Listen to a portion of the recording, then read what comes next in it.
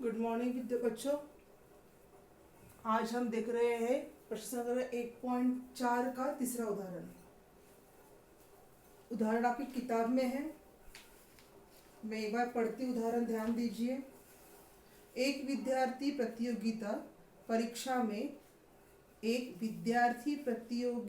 परीक्षा में 50 विद्यार्थी अंग्रेजी में उत्तीर्ण हुए हैं। Number of E is equal to 50। 50 विद्यार्थी अंग्रेजी में, इंग्लिश है इसलिए ई लिखा हुआ है। 60 विद्यार्थी गणित में उत्तीर्ण हुए हैं। Number of M equals to 60। M यानी कि मैथ्स।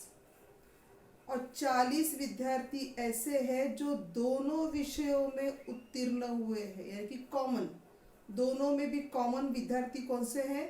40। तो कॉमन मतलब intersection, E U intersection M कितने हैं? 40। आगे देखो क्या कहते हो। एक भी विद्यार्थी दोनों विषयों में अनुत्तीर्ण यानी फेल नहीं हुआ है, यानी फेल विद्यार्थी कोई नहीं है। तो दोनों में से कम एक विषय में उत्तीर्ण विद्यार्थी कितने हैं? अब ये उत्तीर्ण विद्यार्थी कौन होंगे? वो जो इन दोनों में पाए जाएंगे। तो देखिए यहाँ पर मैंने वेन आकृति बनाई हुई है, वेन डायग्राम बनाया है। 50 विद्यार्थी इंग्लिश में पास हुए हैं, 60 विद्यार्थी मैथ्स में पास हुए हैं, और 40 विद्यार्थी ऐसे हैं जो इंग्लिश और मैथ्स दोनों में पास हुए हैं। 40 विद्यार्थी ऐसे हैं जो इंग्लिश और मैथ्स दोनों में पास हुए हैं। तो यदि केवल इंग्लिश में पास विद्यार्थी निकालने हो तो वो कितने होंगे? 50 माइनस 40। 10 विद्यार्थी ऐसे हैं जो सिर्फ और सिर्फ इंग्लिश में पास हुए हैं, मैथ्स में नहीं। मतलब फेल तो कोई हुआ नहीं है, लेकिन मैथ्स में पास हुए, इंग्लिश में पास हुए हैं, कॉमन बच्चे हैं ये हो। और 60 में से 40 विद्यार्थी ऐसे हैं जो 20 विद्यार्थी ऐसे हैं जो मैथ्स में पास हुए हैं। ठीक है। तो अब देखिए 10 जमा 40 जमा 20 अगर करें तो आपका उत्तर कितना आता है? 70। ये 10 कौन से हैं? केवल इंग्लिश में पास होने वाले विद्यार्थी, केवल मैथ्स में पास होने वाले विद्यार्थी, और 40 वो है जो दोनों विषयों में पास हुए हैं। तो इन सभी पास विद्यार्थियों को अगर हमने जमा किया तो कितने हुए? 70। तो ये 70 कौन है? कम से कम एक विषय में उत्तीर्ण विद्यार्थी। दोनों विषयों में कोई भी फेल नहीं हुआ है, एक विषय में फेल हुआ है। मतलब ये जो 10 विद्यार्थी हैं वो मैथ्स में फेल हो सकते हैं पर इंग्लिश में पास है, और ये जो 20 विद्यार्थी है वो केवल मैथ्स में पास है, इंग्लिश में शायद वो फेल हो, पर दोनों में फेल ऐसा कोई नहीं है।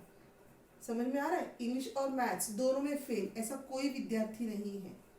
तो ये सब पास वाले विद्यार्थी है, कम से कम एक विषय में तो पास है ही है। ऐसे कौन है? 10 जमा 40 जमा 20 कितने हो गए? 70। अब इसी वेन डायग्राम को हमने सूत्र के जरिए हल किया है। एक बार नजर मारिए, सूत्र लिखा हमने। सबसे पहले हमने दी गई बातें लिखी। सबसे पहले दी गई बातें लिखनी है, जो आपको पेपर में दिया गया है, जो आपको शाब्दिक उदाहरण लिखकर दिया गया है, उसको पहले आप इस प्रकार से लिखेंगे, कोडिंग में कोड करके लिखेंगे, सांकेतिक भाषा में लिखेंगे, ताकि आपको लिखना आसान हो जाए, गणित हल करना आसान हो जाए। फिर हम सूत्र लिखेंगे और हमारे सूत्र में इन मूल्यों को भर देंगे। तो हमारा उत्तर कितना आया है? ई यूनियन एम, मतलब दोनों कम से कम एक विषय में उत्तीर्ण विद्यार्थी कितने हमारे? 70। आपने ये उदाहरण अपनी कॉपी में लिख कर लेना है।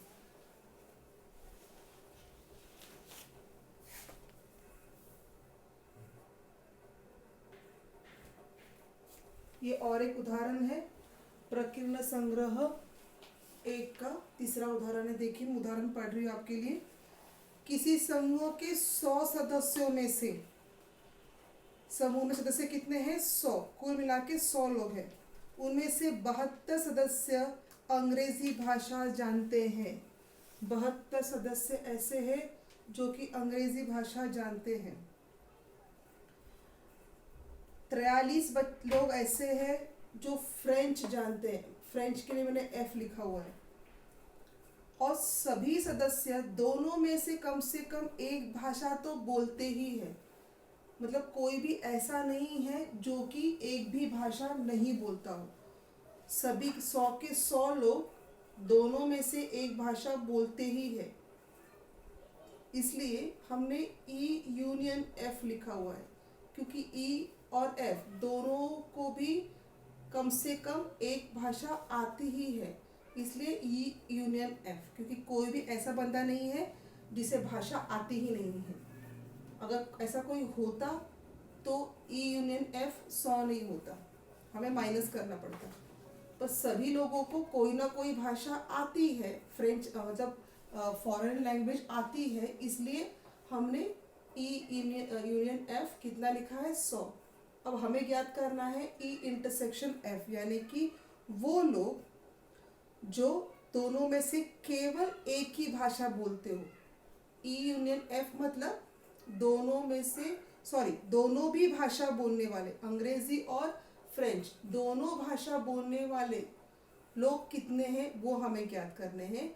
और हमें बताना है कि केवल अंग्रेजी बोलने वाले कितने और केवल फ्रेंच बोलने वाले कितने। देखिए हम वेन डायग्राम की तरफ देखते हैं। 72 लोग ऐसे हैं जो इंग्लिश जानते हैं। 43 ऐसे हैं जो फ्रेंच जानते हैं। और सब मिलाकर कितने लोग हैं हमारे पास? 100। ठीक है, पर ये 100 कैसे है?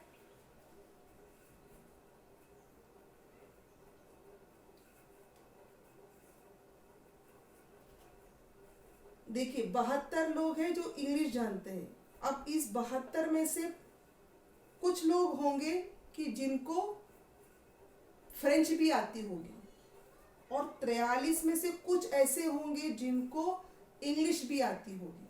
तो हमने क्या किया? 72 जमा 43 किया, वो हमारा कितना आता है? 115। परंतु हमारे लोग तो 115 है नहीं, वो है 100। तो एक्स्ट्रा कितने हो गए? 15 लोग एक्स्ट्रा है, यानी 15 ऐसे लोग हैं जो इंग्लिश और फ्रेंच दोनों भाषा जानते हैं। बात को समझो, 72 लोग इंग्लिश जानते हैं, 43 लोग फ्रेंच जानते हैं, 72 और 43 करो बनते हैं 115। पर हमारे कुल सदस्य कितने हैं? 100। तो एक्स्ट्रा कितने हैं? 15 एक्स्ट्रा है। तो ये 15 कौन है? वो 15 वो लोग हैं जो इंग्लिश भी जानते हैं और फ्रेंच भी जानते हैं। तो 72 में से 15 को माइनस करो, बचते हैं 57, 57। तो 57 लोग ऐसे हैं जो केवल इंग्लिश जानते हैं। देखिए केवल इंग्लिश जानने वाले लोग 57 हैं। और 43 में से आपने 15 माइनस कर दो तो बनते हैं 28। तो 28 वो लोग हैं जो केवल और केवल फ्रेंच जानते हैं। अब सबका जमा करो, 57 प्लस 15 प्लस 28 बन जाते हैं 100, यानी कि हमारे 100 सदस्य पूरे हो गए। गणित भाषा में देखो, इसको आपको समझ में आ जाएगा। मैंने बहुत आसान तरीके से लिख कर दिया है आपको, आशा करती हूँ कि आपको समझ में आ जाए। ई यूनियन एफ मतलब 100 सदस्य जो हमारे तय हुए थे वो इंग्लिश वाले, फ्रेंच वाले, इनको जमा किया बन गए 115। 115 में 100 घटा किए बच गए 15। ये 15 वो एक्स्ट्रा लोग हैं। एक्स्ट्रा मतलब वो लोग हैं जो अंग्रेजी और फ्रेंच दोनों भाषा जानते हैं, यानी कि ई इंटरसेक्शन एफ वाले लोग। केवल इंग्लिश बोलने वाले कितने हैं? 57। और केवल फ्रेंच बोलने वाले कितने हैं? 28। ये गणित बहुत आसान है, बस आपको ठीक से समझना आना चाहिए कि इंटरसेक्शन क्या है और यूनियन क्या है, किसको कहते हैं प्रतिच्छेदन और किसको कहते हैं संघ। ये अगर आपने यदि समझ लिया और आपको ये वेन डायग्राम अगर समझ में आ गया ठीक से, तो आपके लिए गणित हल करना बहुत ही आसान है। आप इसे ठीक से अच्छे से देख लीजिए और जो भी आपकी क्वेरीज है, शंकाएं है, आप उसे पूछ सकते हो, बेझिझक पूछिए। हम उसे दोबारा एक बार हल करके आपको समझाने की कोशिश करेंगे। बोर्ड पर कराए गए सारे गणित आपने अपनी कॉपी में लिख लेने हैं। प्रकीर्णन संग्रह को हल करने की कोशिश करनी है।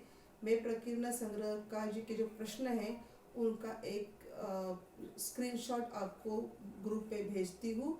आप उसके ज़रिए बाकी के उदाहरण भी हल करने की कोशिश करें। धन्यवाद।